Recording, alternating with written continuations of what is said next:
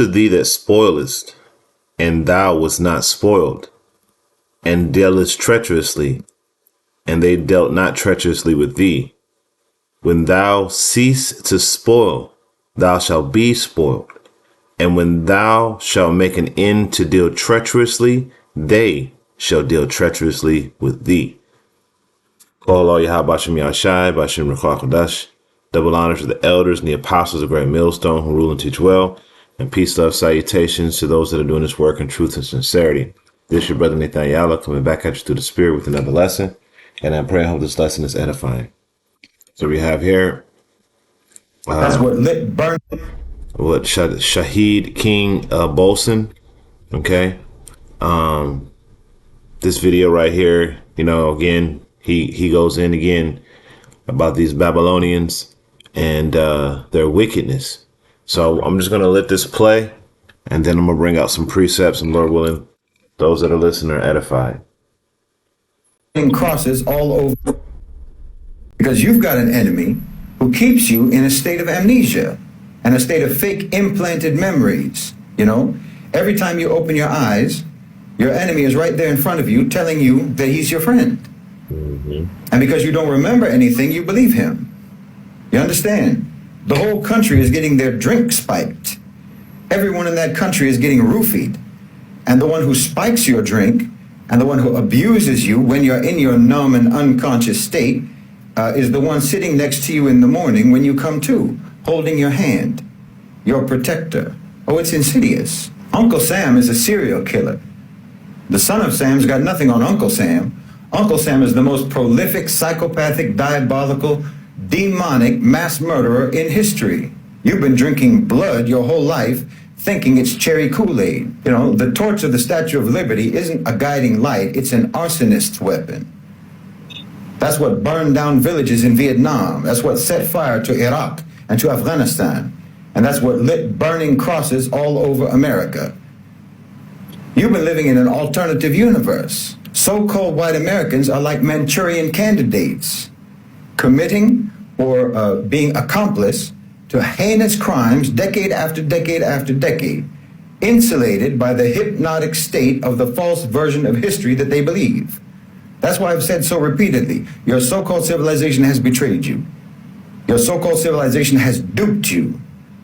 They got you to sign off on policies that they told you were for the protection of liberty and justice, but were actually policies for mass murder, crimes against humanity, war crimes, savagery, and enslavement, all for the profit of others who view you as nothing but useful idiots. And now you're incriminated. Now you're accomplices. Now you're taking the fall. But you've got no one to blame but yourselves, because you've got an enemy who keeps you in a state of amnesia and a state of fake implanted memories. Every time you open your eyes, your enemy is right there in front of you telling you that he's your friend. And because you don't remember anything, you believe him. You understand? All right, so he goes in on that. He really does go in, and he, like I said before, I believe this guy's the Jake, and what he's saying was actually scriptural. He has a zeal, but not according to knowledge.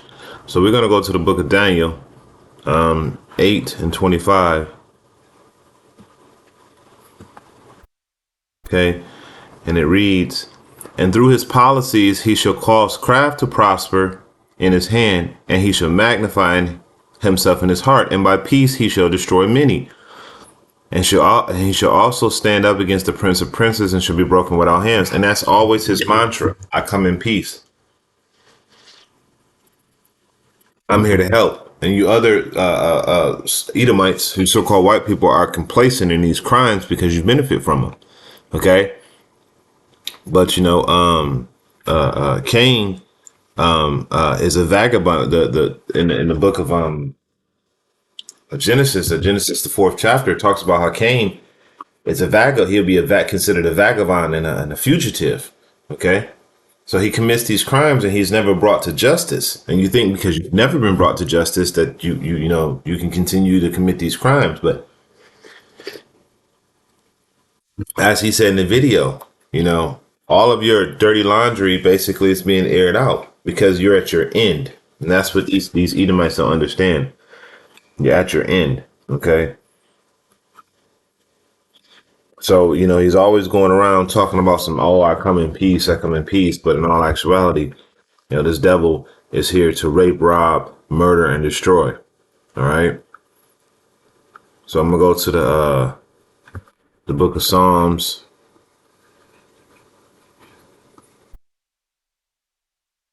(55:21). And it says, this is 55:20. And it says, he had put forth his hands against such as be at peace with him.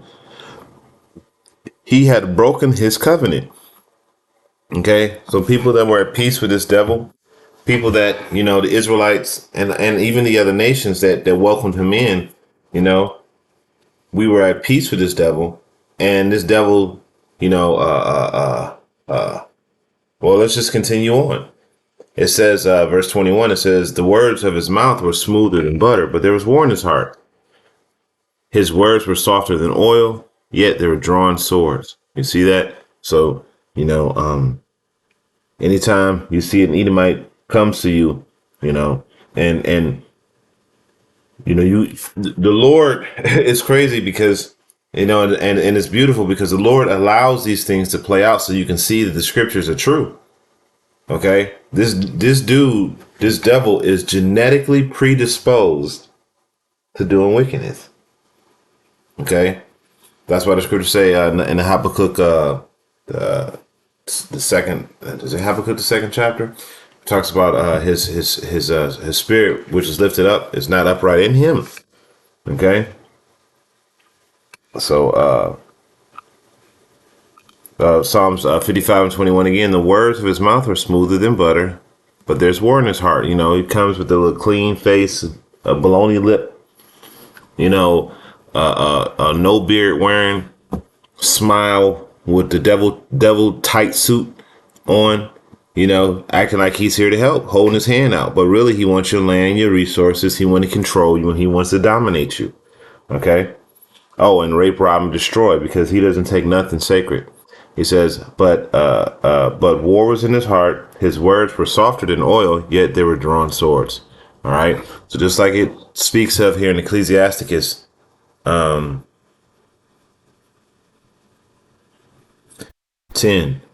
Ecclesiasticus 12:10, it says, never trust thine enemy. Okay. Because he said, you people out here don't even realize that this nigga is your damn enemy, man. I mean, you honestly think a friend would do the things that he does? I mean, really, if this devil really, like, if you look at King Solomon and how benevolent he was to his people, when you read the scriptures, when you read 1st and 2nd Kings and 1st and 2nd Chronicles and the book of Judges, and you see how King Solomon was with his people and how he reigned and how, the commonwealth of Israel was shared with the common man, and how everything was set up for it, so nobody, even down to where a sojourner walking through a field, the law stated that you couldn't even, glean all of the fruit out of your fields, just so that the sojourner can have something to eat as he passes through. This is how considerate Yahweh Shem Yahweh Shai is. But in the world of the devil, everything has a cost. Everything has a cost. There's no sleeping out in the field and getting up in the morning and eating something off of a bush or something like that. No, it's nothing like that. You have to do everything at a cost with this devil. Okay. It says, though he humble himself and go crouching, he gets down in a low position. He acts like he's your friend, act like he's there to help. Yet take good heed and beware of him, and thou shalt be unto him as if thou had wiped a looking glass, and thou shalt know that his rust had not been altogether wiped away. Because when iron is oxygenated, it doesn't matter how well you clean iron or scrub it, you can get it shining. As long as iron is exposed to oxygen, just like Esau is alive, right? As long as it has breath in his damn body. All right. You can best believe he's going to do wickedness, and you best believe iron is going to rust. as long as it's exposed to oxygen. Okay. And that's exactly what's happening right now. We're seeing, you know, the wickedness of Esau being revealed. All right. And that you can't trust this man. Verse 12, it says, set him not by thee, lest when he hath overthrown thee, he stand in thy place. Neither let him sit at thy right hand, lest he seek to take thy seat. And thou at the last remember my words and be pricked therein. Like, damn, I should have listened. Okay. And this is what trips me out about a lot of these jakes out here. How when you look at the history of these devils and what they do and what they consistently do, you want to say they can be saved. This nigga wants to overthrow you and take everything you have. That's why when you go back to integration, you learn that this integration was designed to take control of the black communities. It wasn't designed and to control us. You know, the Jake communities. It wasn't designed for you to become wealthier or become equal citizens among these wicked people. No, it wasn't. It wasn't for that. It was to control you. You know, so that they can put you in their system and they can create a different set of laws for you than the so-called white man. They can have a different educational system for you than they do for the so-called white man. You know, they can have different food, different water, different housing standards, all these different things, you know, in his system. And he can control that. He can do stuff like redlining and gentrification and all these different things. And he can stop you from building yourself up because he controls everything in your society because you're integrated into his society. Okay. And that was what that was about. You know, you had cities like Black Wall Street, Rosewood, you know, in the flooded cities like a Lake Lanier and things of that nature, where this devil took prosperous cities and flooded them. So he had got to the point and destroyed them. He had got to the point to where he was like, wait a minute, anytime we leave these niggas alone, they start prospering.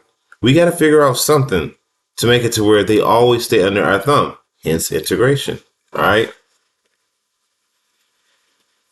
And then you sitting up here like, dang, man, you know, I should have listened. I shouldn't have, you know, gave my strength over to this so-called white man. Well, you know, there it is. You know, you've been warned over and over and over again. Okay.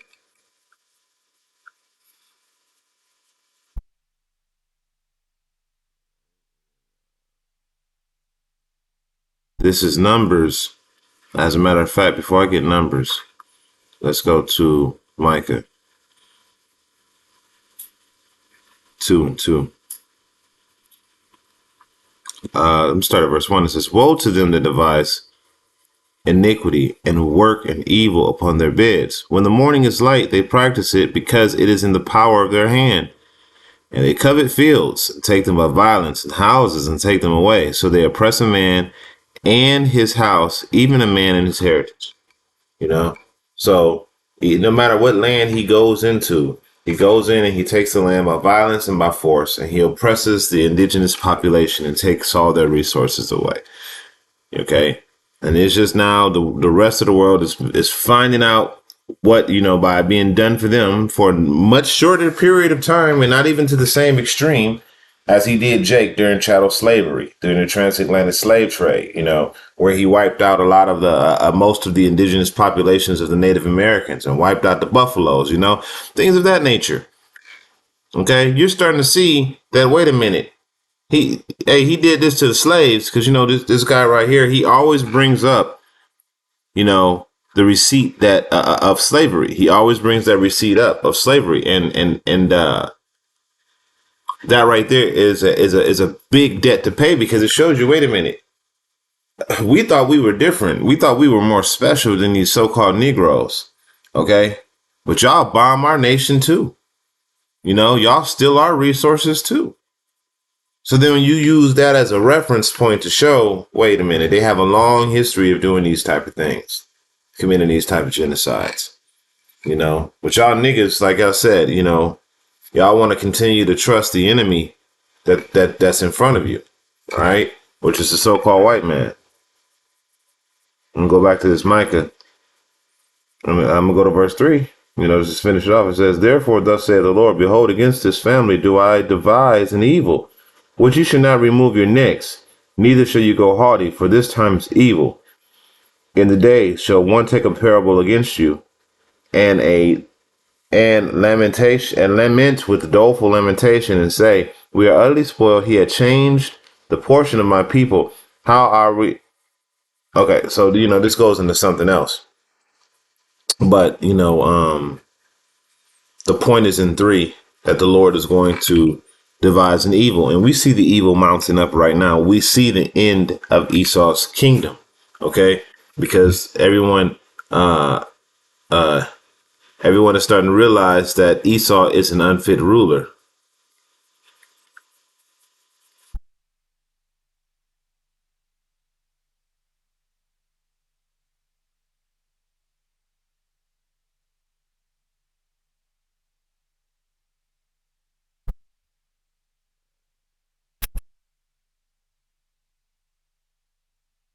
So I'm gonna go to the 6th chapter of Ecclesiasticus.